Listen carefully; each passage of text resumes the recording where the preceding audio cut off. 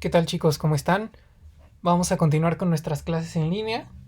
El día de hoy vamos a hablar de síndrome de ovario poliquístico, enfermedad pélvica inflamatoria, pero antes vamos a revisar un poquito de la fisiología normal para poder entender qué es lo que está pasando con este síndrome de ovario poliquístico. ¿Sale? Entonces, vamos a empezar diciendo que el ciclo genital femenino dura alrededor de 28 días.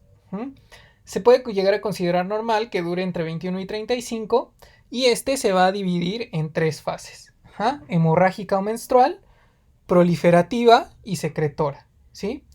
También a la proliferativa se le puede llamar folicular y a la secretora se le puede llamar lútea. Fase lútea.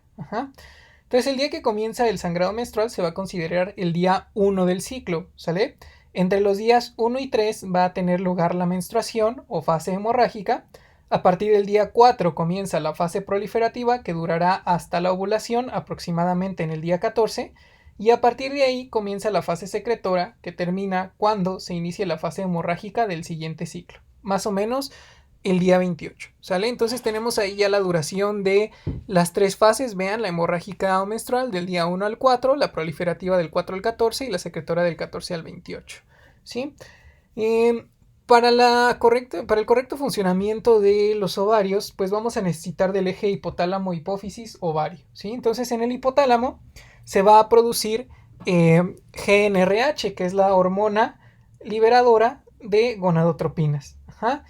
Esta GnRH va a estimular en la hipófisis a la producción de gonadotropinas, que en este caso serían LH y FSH. Vean ahí entonces cómo la adenohipófisis va a producir LH y FSH ahí en nuestro diagrama, ¿sí? Al ser estimulada por la GnRH. La liberación de estas, tanto de LH y FSH, se va a producir de manera pulsátil. ¿Qué quiere decir? Los pulsos lentos van a estimular la secreción de FSH y los rápidos van a estimular la secreción de LH. ¿Sí? ¿A qué me refiero con esto? Pulsos rápidos de GnRH van a estimular la secreción de FSH y los pulsos rápidos van a estimular la secreción de LH. ¿Sí? Los ciclos menstruales normales van a requerir el mantenimiento de la liberación pulsátil de GnRH dentro de un intervalo crítico de frecuencia y amplitud. ¿Sale? Entonces, esta rapidez, este ritmo, digamos, que tienen, va a depender de las neuronas productoras de GnRH, ¿sí? Y a su vez también, principalmente de las neuronas, pero también de otras hormonas y neurotransmisores, ¿sale? Ok. Entonces, en la hipófisis ya vimos que se libera la FSH y esta FSH se va a liberar en dos fases.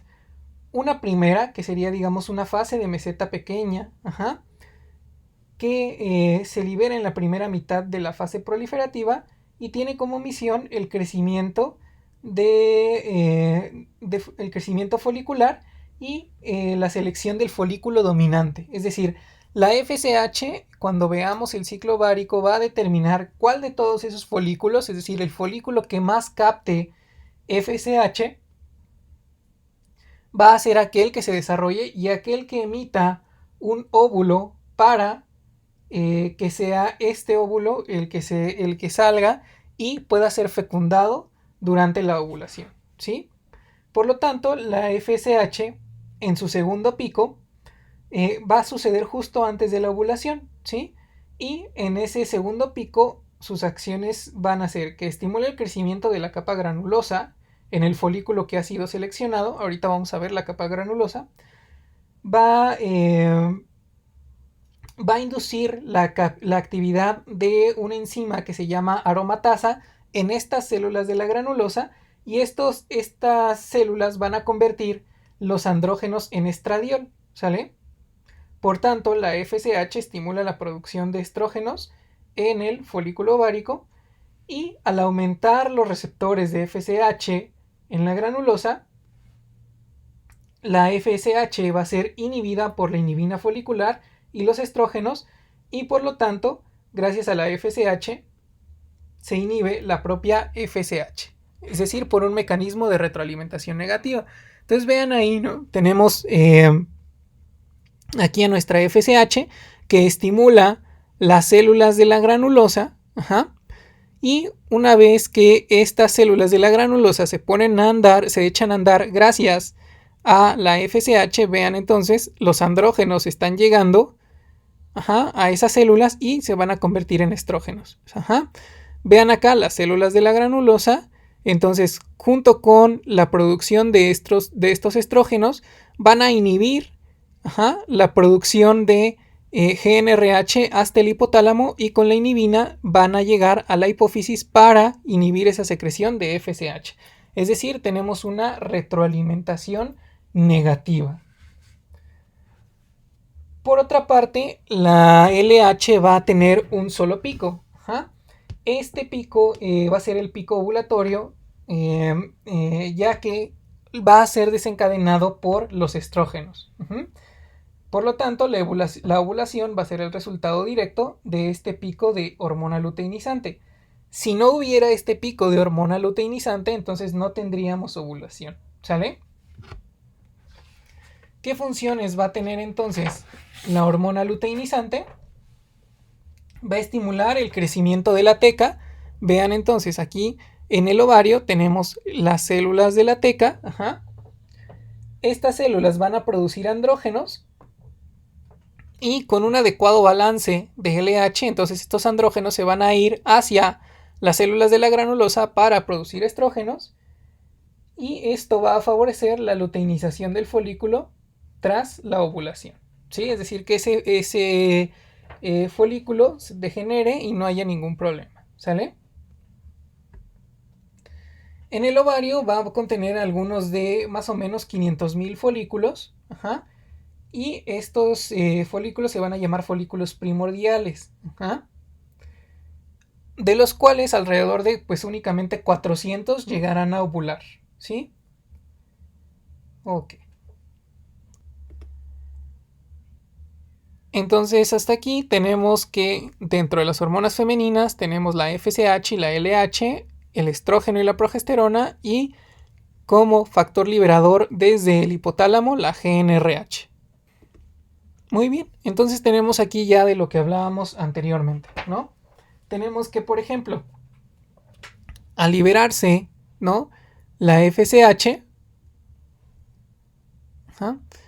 Vean la FSH como tiene en su primera fase una primera meseta pequeña, ajá, que se libera aquí en la fase proliferativa. Vean aquí, justo en la parte de hasta arriba, ajá, vean donde dice secreción de gonadotropinas, la FSH va a ser azul. Vean esta pequeña meseta que tiene aquí, ajá, para posteriormente tener un pico. Ajá. Este pico que se da, habíamos dicho, cuando va a venir la ovulación. Y posteriormente otro pico que viene para seleccionar al folículo dominante, ¿sí? Que sería este que tenemos aquí al inicio, o que se ve más claro casi al final del ciclo, ¿sí? Por lo tanto, tenemos entonces que durante la fase folicular la FSH va a estimular en el ovario el crecimiento de folículos primordiales seleccionados, ¿sale? Por lo tanto, la baja de FSH va a seleccionar el folículo dominante, que es aquel con mayor capacidad de respuesta a la FSH, y va a tener también atresia simultánea del resto por exceso local de andrógenos, ¿sí? El folículo elegido, se van a distinguir dos capas importantes: la capa de la teca, que ya habíamos visto que su desarrollo depende de la LH, y por lo tanto va a producir andrógenos que son aportados a la granulosa, y la granulosa, que su desarrollo ya vimos que va a estar en función de la FSH y del ambiente de estrógenos, y esto va a convertir a los andrógenos para producir los estrógenos, ¿sale? En cuanto a la ovulación va a tener lugar como consecuencia directa del pico de LH. Ajá.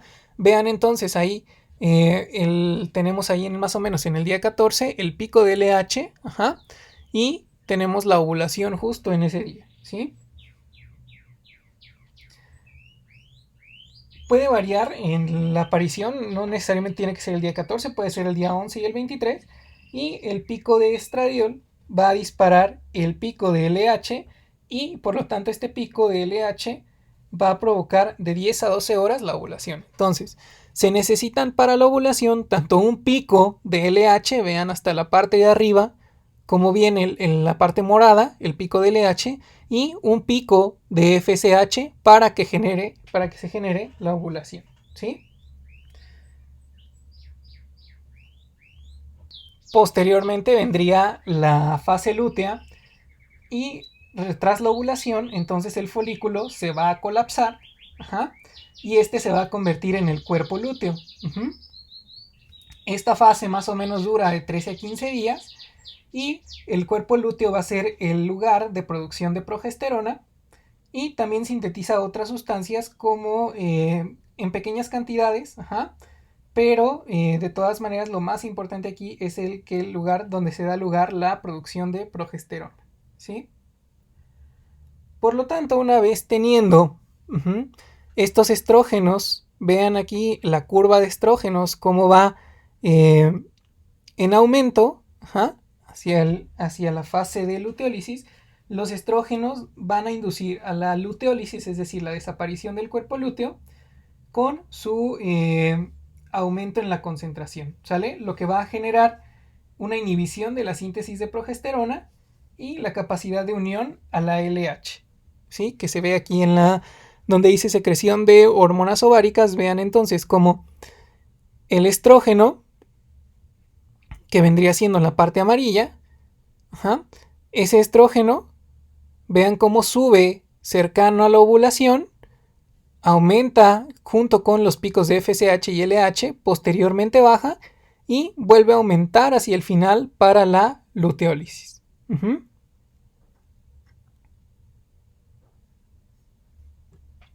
Okay.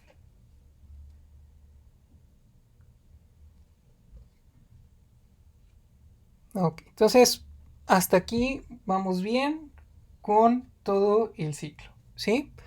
Vamos a ver ahora las funciones de los... Muy bien, vamos a ver ahora la función de los estrógenos. Eh, la función como tal de los estrógenos vamos a ver que es muy importante, ya que van a inducir la proliferación celular sobre los órganos, principalmente endometrio, ajá, mama y ovario. Ajá.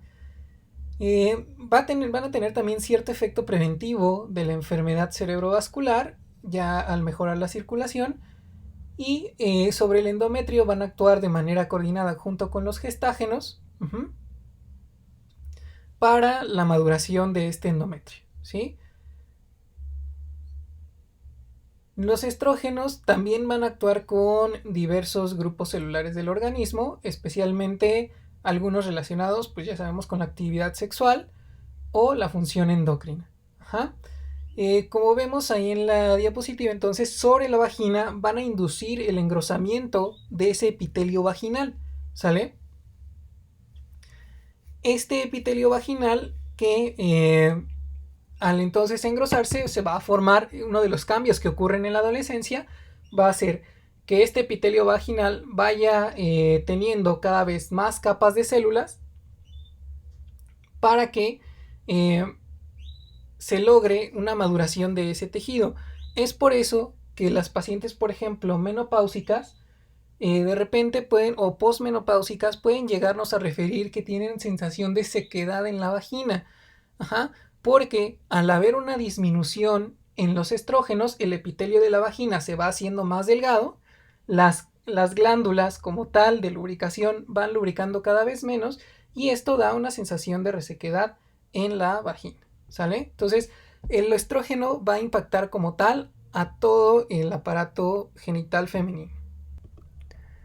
Por otra parte, entonces la progesterona va a tener función tanto de preparar las mamas para la lactancia, Esta también va a impedir las contracciones uterinas. Ajá. Relajan el músculo liso del útero. Ajá. Por lo tanto, van a disminuir la excitabilidad de las fibras miometriales. Uh-huh. Van a elevar el metabolismo y la temperatura corporal hasta el día 14. Por eso es que algunas chicas durante su periodo o durante la ovulación pueden presentar temperatura por encima de 37 grados debido a la progesterona, ¿sí? Y también estas van a disminuir la cantidad de moco cervical y su contenido en ácido ciálico. Esto va a aumentar la viscosidad del moco y al favorecer que la viscosidad del moco sea mayor, va a dificultar el paso de nuevos espermatozoides. ¿Sale? Entonces, esos son los efectos en de la progesterona. Muy bien. Vamos a hablar ahora entonces del síndrome de ovario poliquístico. El síndrome de ovario poliquístico va a ser una afección bastante frecuente, aunque como tal no se conoce la etiología. No sabemos la causa de este síndrome, pero sí tiene unas condiciones clínicas muy claras. Ajá.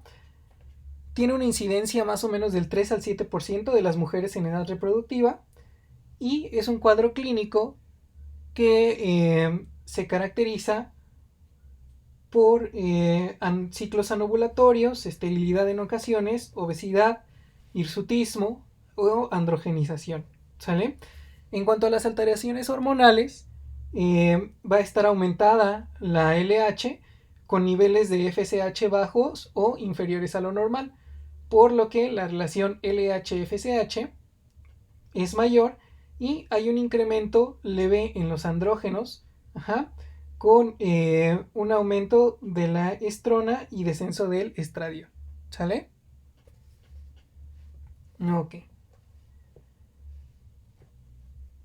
¿Qué va a pasar entonces en el síndrome de ovario poliquístico? Ok, entonces tenemos todavía nuestro diagrama. Vean entonces, en el síndrome de ovario poliquístico igual tenemos el mismo ciclo, ¿sale?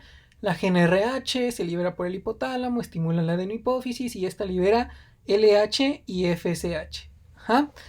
La LH, como habíamos dicho, aquí vamos a tener una elevación en la LH. Ajá. Probablemente por pulsos demasiado rápidos en la secreción, es decir, por una sobreestimulación del hipotálamo a la hipófisis por la GnRH. Uh-huh. La LH entonces va a estimular en exceso a las células de la teca. Por lo tanto, estas células de la teca esto va a generar, al ser estimuladas en exceso, que se produzca una hiperplasia tecal.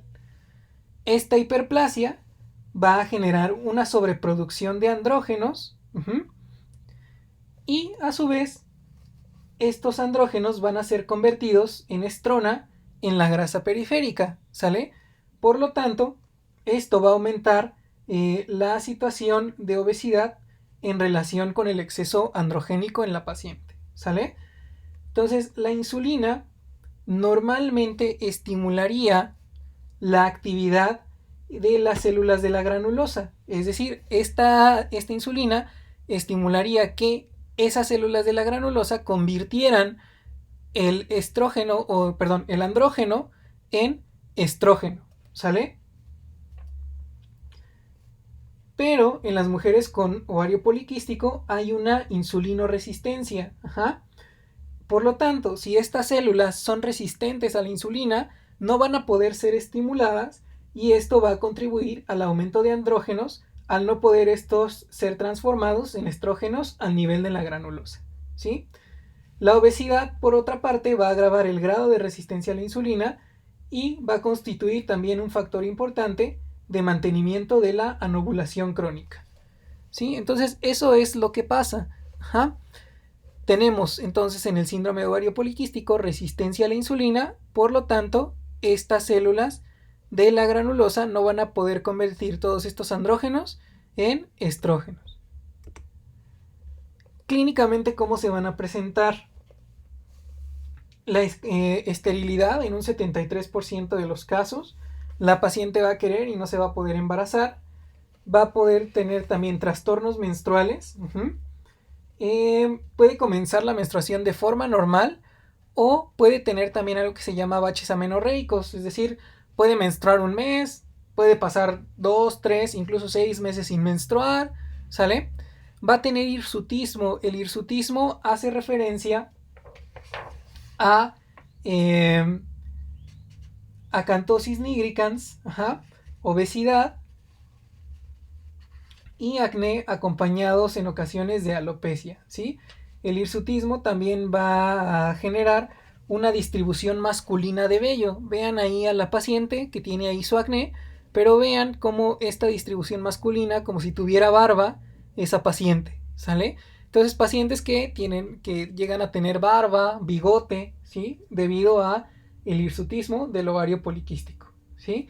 Y la resistencia a la insulina, que va a afectar a más de la mitad de las pacientes y el 40% de las mujeres el 40% de las mujeres con diabetes tienen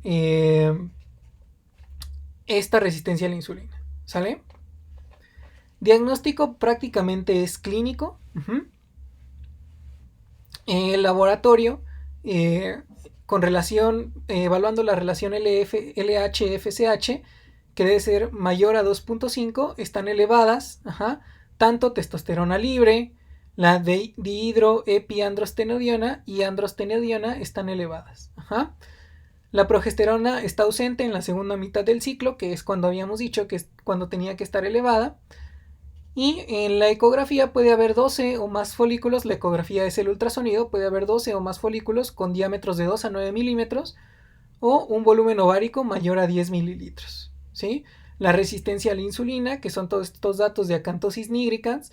La acantosis nigricans es esta hiperpigmentación que le aparece en el cuello a las personas con obesidad, sobre todo, pero pues obviamente también aquí a los pacientes con ovario poliquístico, porque son signos de resistencia a la insulina.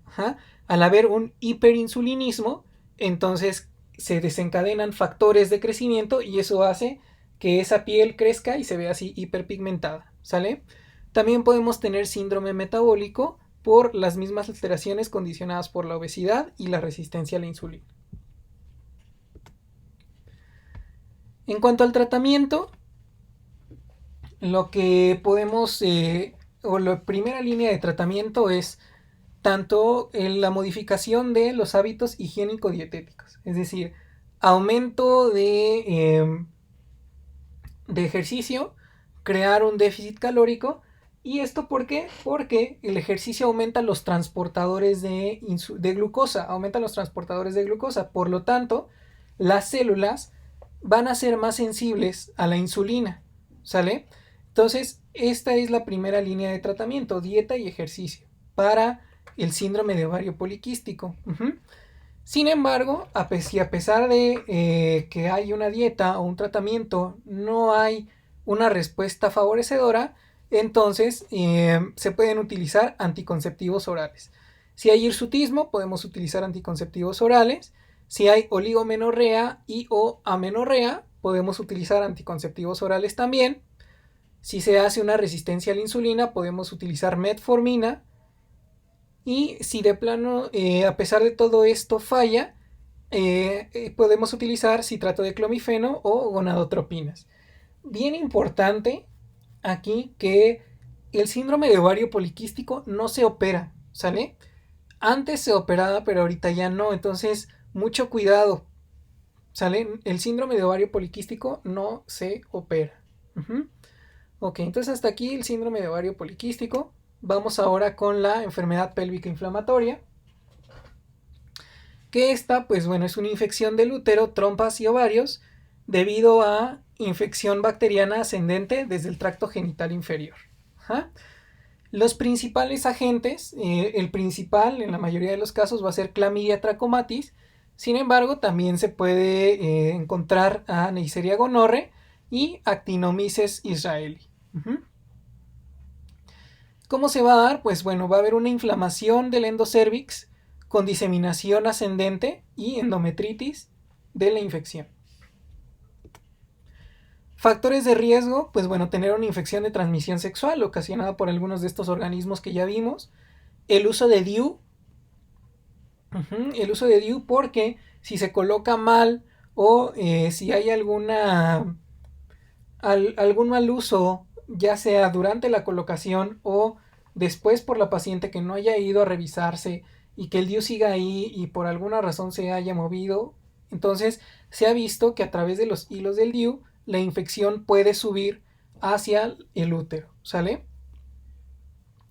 La edad, pues obviamente porque son personas o chicas con vida sexual activa. Clínicamente, ¿cómo se va a presentar? Con dolor abdominal, es decir, principalmente en vientre, va a ser bilateral y va a estar asociado a leucorrea. Puede haber también disuria, fiebre, náuseas, irritación peritoneal también puede haber.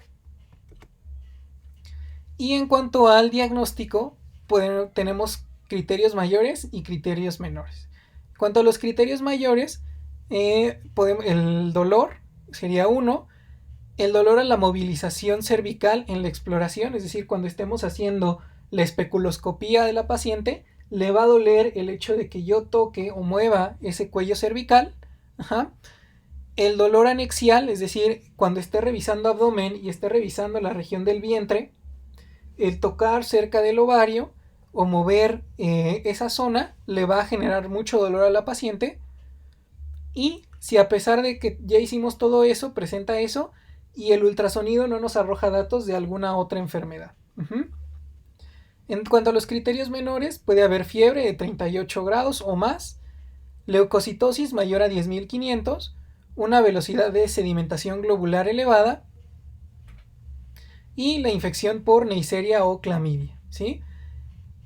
Como tal, el diagnóstico también, y que también puede servir como terapéutico, pues es la laparoscopía.